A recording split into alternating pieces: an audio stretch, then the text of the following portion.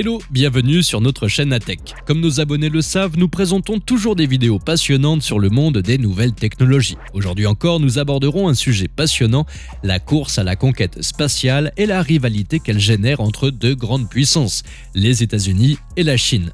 L'Empire du Milieu est en passe de réussir l'incroyable, devancer les USA pourtant leaders en la matière. Quels sont les projets spatiaux de ces deux mastodontes? La Chine peut-elle réellement envisager de devenir la première puissance mondiale en termes spatial? C'est parti, on commence. Les États-Unis se sont à nouveau lancés dans une course à la Lune avec le programme Artemis qui débute aujourd'hui sous le nom du programme Artemis 1. Mais contre qui mènent-ils cette course? Lorsqu'ils ont développé le programme Apollo, c'était contre l'URSS. Aujourd'hui, c'est contre la Chine. Et les USA comptent bien rester leaders dans le secteur de la conquête spatiale. Toutefois, le gouvernement chinois dément être en course contre qui que ce soit. La CNSA, l'agence spatiale chinoise, et la NASA visent toutes les deux le pôle sud de la Lune pour y réaliser de futures missions habitées. De plus, plusieurs sites d'atterrissage proposés sont communs aux deux États, ce qui risque d'attiser d'autant plus les tensions déjà existantes.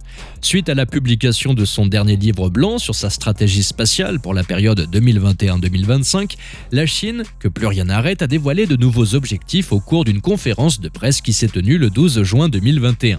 La Chine a su faire ses preuves, ses dernières avancées dans l'exploration robotique de la Lune et de Mars et les vols habités ont fini de convaincre les plus critiques de l'incroyable puissance spatiale de l'Empire du Milieu. Il est juste d'affirmer qu'elle fait aujourd'hui jeu égal avec l'Agence spatiale européenne et la NASA dans de multiples domaines.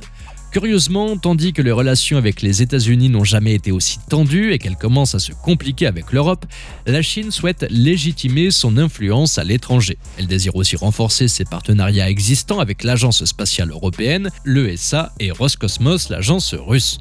Elle n'exclut pas d'alliance avec d'autres nations dans le futur. Ces objectifs ont récemment été renforcés par la signature d'un partenariat avec les Russes pour s'installer durablement sur la Lune.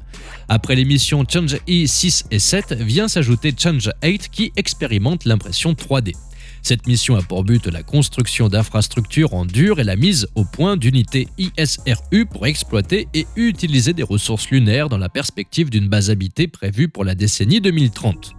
Dans le domaine de l'exploration robotique, l'agence spatiale chinoise a ajouté de nouvelles destinations aux objectifs prévus.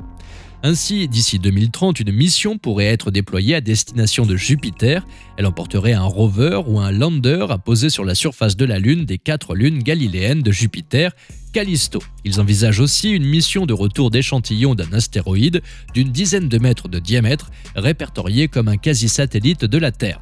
L'objectif est de collecter des échantillons de sa surface et il devrait ensuite rejoindre la comète 311P Pan-STARRS dans la ceinture principale. Ce lancement est prévu pour la période 2024-2026. Confortée par l'incroyable réussite technologique de sa première mission martienne, un réel sans faute, la Chine a programmé une mission de retour d'échantillons martiens. L'objectif est de les rapporter avant ceux de la mission émissaire de la NASA et de l'ESA prévue au mieux pour le début des années 2030. Pour conquérir l'espace, la gamme de lanceurs existants sera élargie avec l'ajout d'un lanceur en partie réutilisable et de nouveaux lanceurs lourds. À ce propos, la Chine est plutôt discrète, tout comme sur son projet de drone spatial. Concernant la station spatiale, la Chine a achevé sa construction le 3 novembre 2022, c'est une réelle prouesse. Avec l'addition de ce dernier module, la structure de la station est désormais terminée et fonctionnelle. Pour achever sa mise en service, le CNSA va encore devoir envoyer 2 autres missions. La première, appelée Tianzhou 5, a débuté début novembre 2022. Elle a pour but d'acheminer des victuailles et du matériel pour préparer la seconde, nommée Shenzhou 15. Cette dernière est une étape très importante pour le CNSA. Elle emmènera à son bord des taïkonautes qui remplaceront l'équipage actuel de la station. Ce premier passage de relais marquera officiellement le début des opérations à bord. La station devrait opérer pendant environ 10 années, durant lesquelles elle sera continuellement améliorée. Au total, Tiangong devrait accueillir jusqu'à 3 nouveaux modules. Le plus ambitieux, le Xuntian, un télescope de première catégorie, viendra la rejoindre d'ici à 2 ans. Dans le secteur de l'observation de la Terre, du positionnement par satellite et des télécommunications spatiales, la Chine va consolider ses capacités afin d'assurer son autonomie et de moins dépendre de données étrangères. Elle souhaite également se doter d'une constellation d'environ 13 000 satellites destinés à fournir un accès à Internet.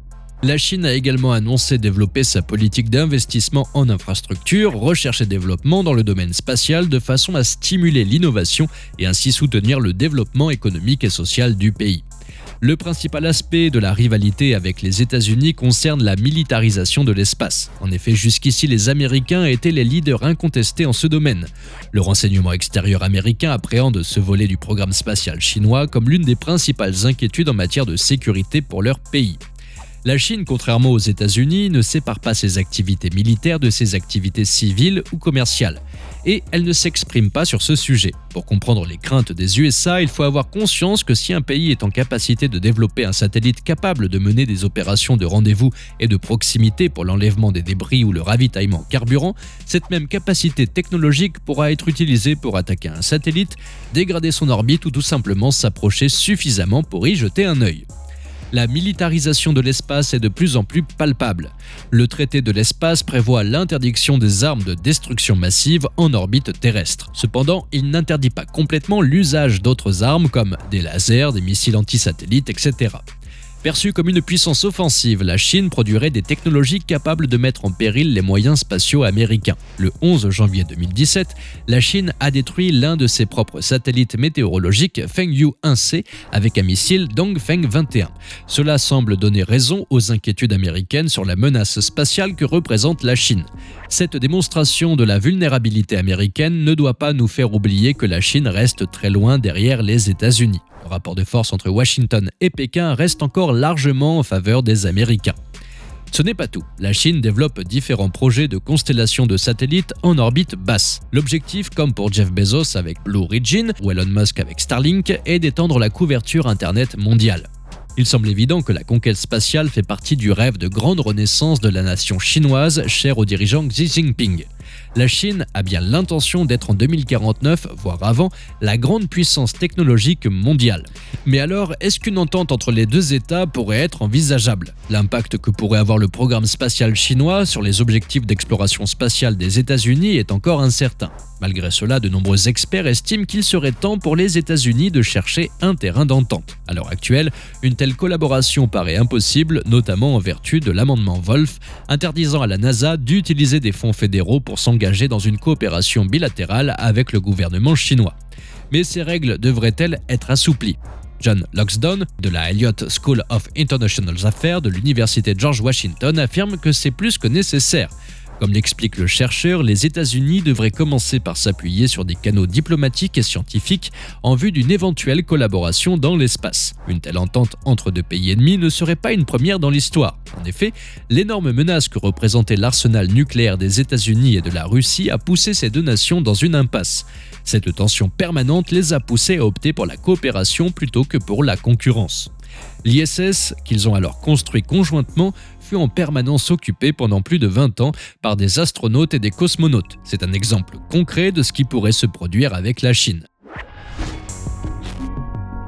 Si vous avez apprécié notre sujet du jour, n'hésitez pas à liker cette vidéo. Pour profiter d'autres vidéos du même genre, abonnez-vous à la chaîne et surtout laissez-nous des suggestions pour nos prochains sujets.